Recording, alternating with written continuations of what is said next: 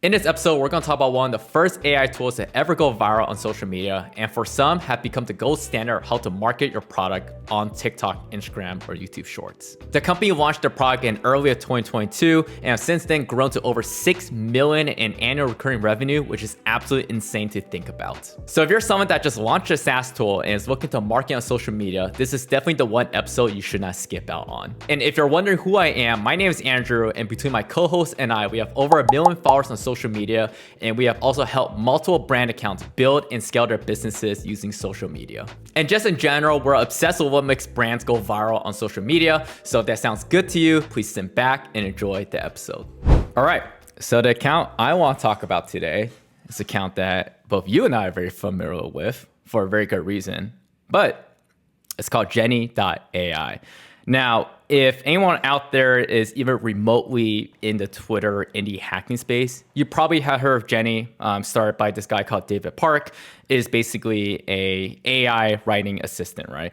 But if you haven't heard of Jenny, essentially what it is, like I said, is an AI writing assistant, but they're targeted at college students, right? And more so specific down the line, they begin to target graduate students because they added this feature in which you're basically able to cite your sources for like research paper purposes and stuff.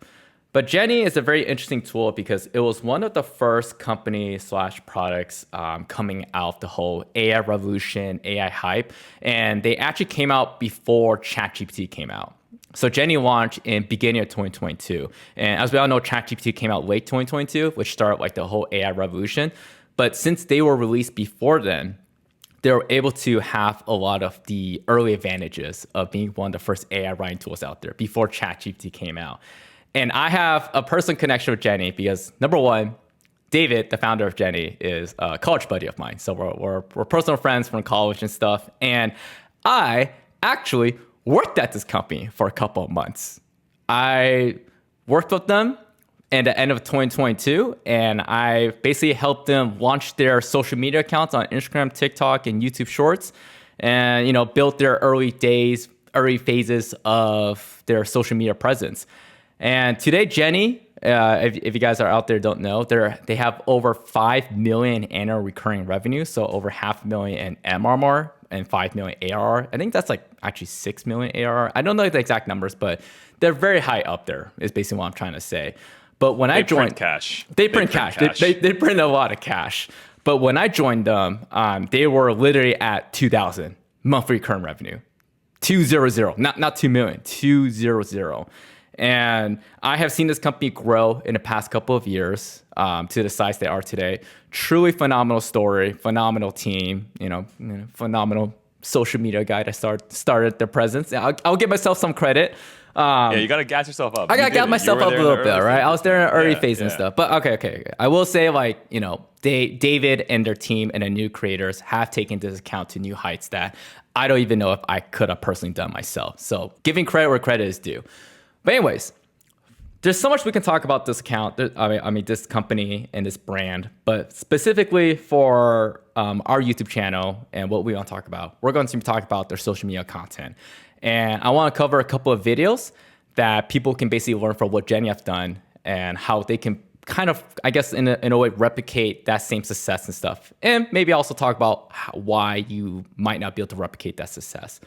But for context, Jenny basically only did organic content up to $100,000 in monthly recurring revenue.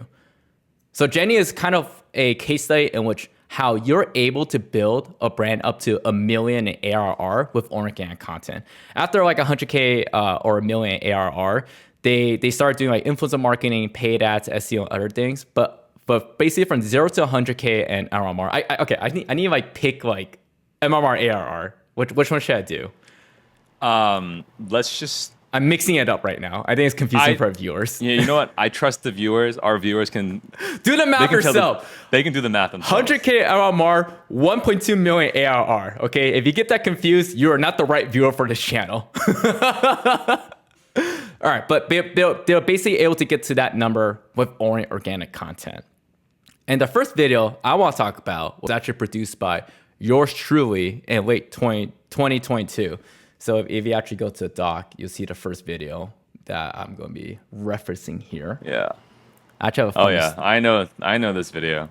I know this video. So this video is pretty simple. It basically starts with me in an elevator with a text hook over my head, basically saying like, you know, you realize you have an essay due in 5 minutes. Then it shows me running towards something. You're not exactly sure what I'm running towards, but I was running towards my room. I hit my desk, and then boom, it shows Jenny, a product plug, talking about the features, the benefits, how I can write essays for you very fast and stuff. And then basically it shows like how the tool works in person, right? It shows the demonstration of the tool. And why this content did very well, it did very well for a couple of reasons, right?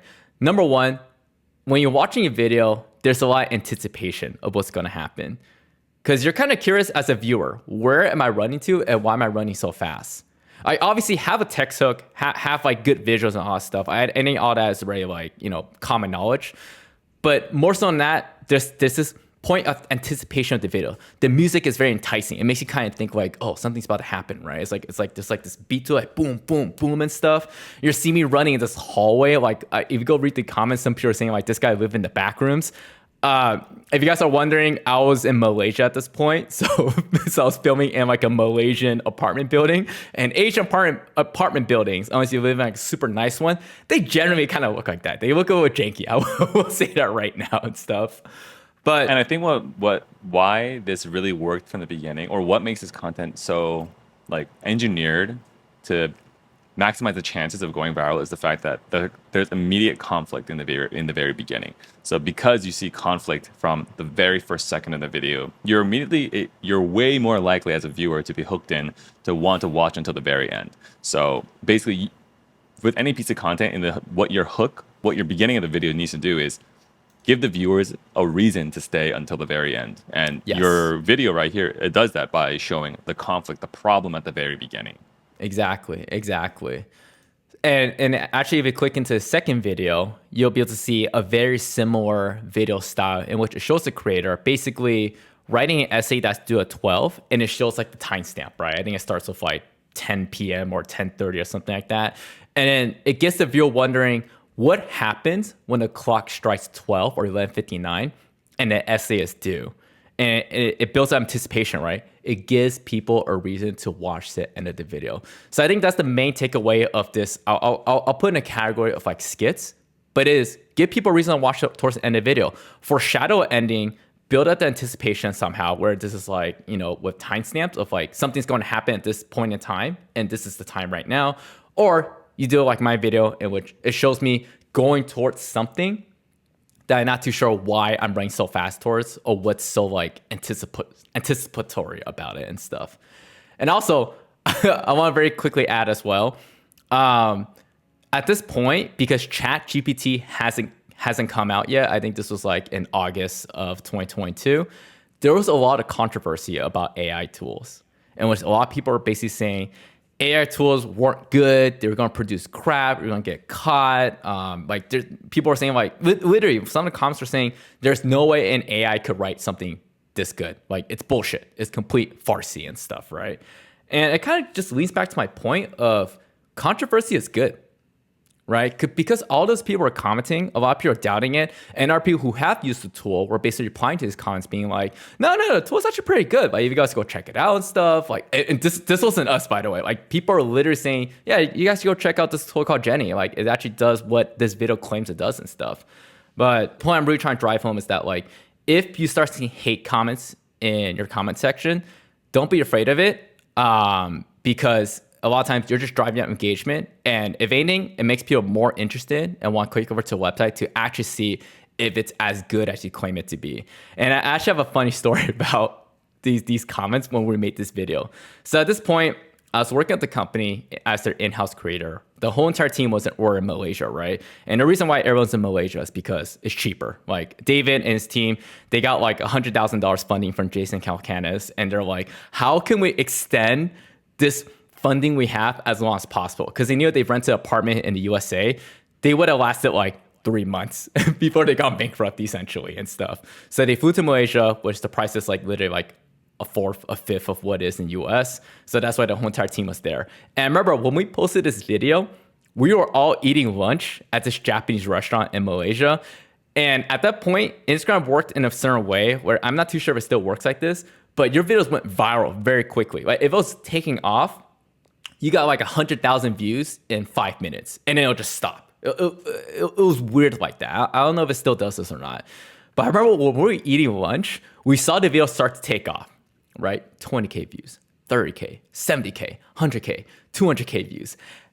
And then everyone got so excited at lunch. Everyone's like all pumped. So I was like, oh my God, we're going viral. This is great and stuff. And then we started to read the comments. And then the comments had like half of it were good and whatever, but the other half had so much hate in them, being like, this is trash, AI is trash, garbage, like, oh my God, we're ruining education and stuff. And by the way, I'm not here to take a stance on like if this is good or bad for education. I'm here to talk about content and share funny stories. But people are basically ripping on the tool, ripping on AI, ripping on us, being like, how can you guys promote such a thing, right? And I remember it got so awkward at that lunch because it was a team lunch. Because we're all just sitting around reading the comments and being like, wait, did we just like destroy our company? Did we just like tank ourselves? And we got so scared that we almost took down the video. We almost took down that video. It's crazy how different it would have been if you guys chose to take down the video right now. We almost took down video. We almost made an apology because we are that scared. Because I've been a creator at that point for 2 years, and I got hate and stuff. But if it was my personal brand, I don't really care and stuff. Like, sure, you can hate on me. But I was like, wait, I just tanked this company by making a stupid TikTok? Like, my God, Andrew, that's kind of crazy, my guy. Don Schoof is like, okay, you're not. A TikTok isn't going to ruin your company. If it does, your company has a problem. Okay, your product actually has an issue if that's the case. But 99.99% of the case, a TikTok even goes viral is not going to tank your company. And what we end up realizing from this situation is just no. The video went super viral. There was still a lot of hate, but I tell you what, there's a lot more people that came into our website and bought the tool. And then when that video was going viral, did you also see, like, were you guys refreshing the Stripe dashboard, and was it just going crazy at that time as well? Well, actually, here's the thing about organic content, right? Unless people have a reason to use your tool in that exact moment, just because your video go viral, people actually aren't going to go to the website immediately. You actually just see more of a slow trickle in over the next couple weeks rather than like an immediate spike and stuff. So if you're a tool out there, unless like people have a reason to use your product in that exact moment, generally people are just gonna remember who you are. They'll save the video, they'll send it to a friend or whatever, and then they'll use it when they need to use it in the coming months and stuff. Yeah, and I think just going back to the actual content format itself, I think it's really easy to get caught up in controversy and be scared when your post is like getting like a ton of hate. But there's a lot of famous product builders out there who have said a lot of things such as, if your app is really divisive, it's pissing off a certain group of people, but it's also really loved by a certain group of people, you're onto something. And this is a really great example of that, where Jenny, the tool, AI tools in general, it's still pretty controversial at this point, you know? Yeah, but I still get hate. Yeah, like a lot of times unless the hate is truly just too overwhelming, which oftentimes it's not going to be, like if there are people sticking up for you, standing up for you, it's not that much hate, actually. It's just a vocal minority. Yeah. People are still, unfortunately, hate and controversy is kind of a great way to get attention and optimize for virality. So don't be afraid. Don't get too caught up in the hate and just like stick to your guns. Yeah. Also, I want to be very clear of this right now. Don't purposely stir controversy either.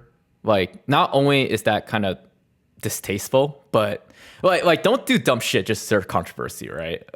Because it's just distasteful. People can see it. And 99% of the time, it just doesn't work either, right? Instead of stirring controversy, like let your product either be controversial or, make content that stirs conversation, right? It gets people talking, or it gets people to doubt what you're claiming that can be in the video, right? Controversy doesn't always have to be like you're doing something like racist or sexist, I guess that's what I'm trying to say.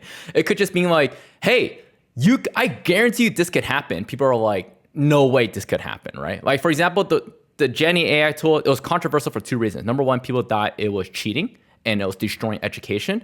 And that's just controversy that was innately built into the tool. And the second thing was people didn't think AI could be that good.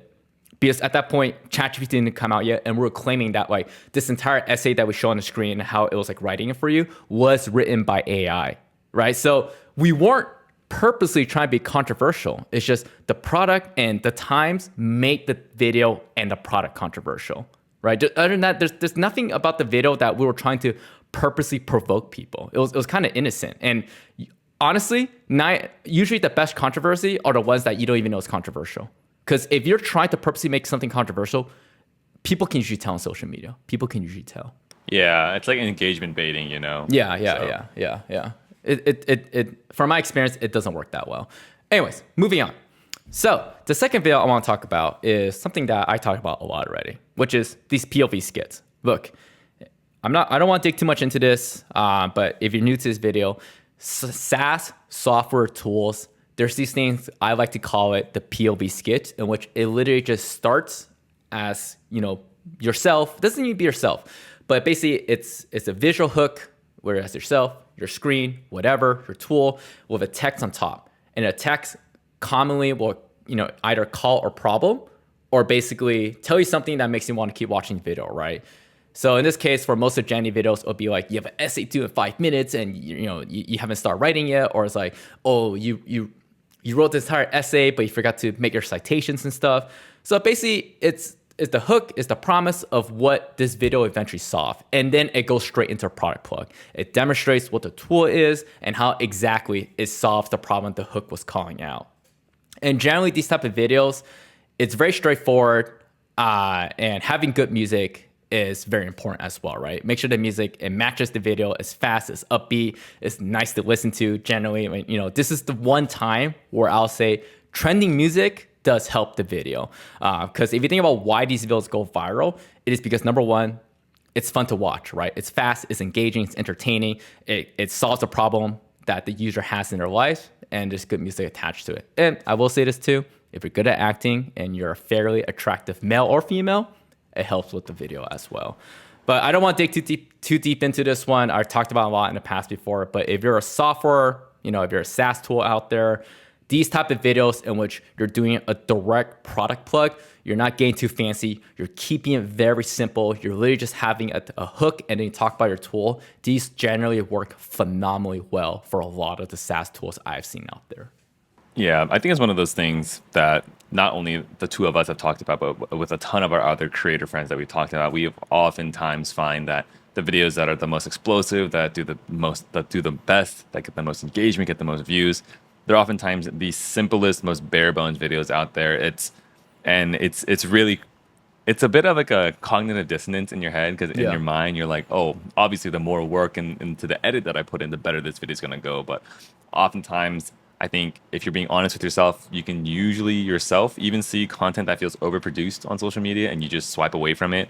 So simpler is always better. Like, making good content is not always the most complicated, craziest type of video out there. You just have to really just break it down into the simplest form possible. Yeah. And get to the point. People on social media, they don't want to stick around for you to trick them to a product plug 30 seconds in the video. Like, don't plug your product the first 3 seconds. I think that's actually very important for me to say right now. Like, the hook should not be a product plug. There should not be a product mentioned in the first 3 seconds or 2 seconds, doesn't matter.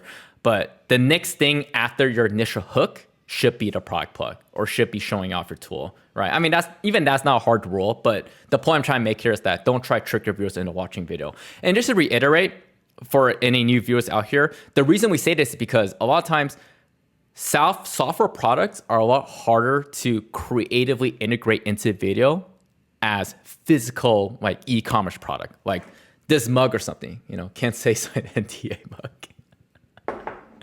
Shout out to those who know what that means. You had to plug your own personal brand in there too. You had to. I don't even think I sell this anymore. But the reason is because like I mean, right there, it was like kind of funny for me to even hold this. I could have been drinking this and it would have been a very natural plug into the video. But for software tools, the only way you can really show your product is by showing your screen, your laptop, your monitor and stuff. So there's not too many creative ways to plug your product into a video. And because of that, we always recommend to just directly talk about your product. And if your product truly solves a problem in your customer's life, people will watch and stick around to share the video, watch it to the end and stuff.